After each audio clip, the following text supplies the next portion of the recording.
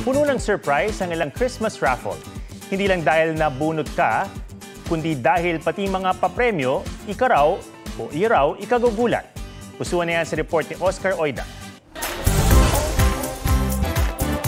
Kung laging olat sa bunatan, ibay natin ang paraffle. Ito ang mga papremyong budol para madismaya. Romantic dinner with crush. Dahil dyan, meron kang kandila. O para mas masaya. Unexpected kasi at surprise ang mga papremyo. Kaya magduda ka muna kung ano sa napanalunang package ang makukuha. Next! Travel package. So naman yan ay sabon, toothbrush, shampoo, ewan ko basta tissue. Aayaw ka pa ba? Pang-travel din naman. Sunod, gaming equipment. Bibigyan namin siya ng PC.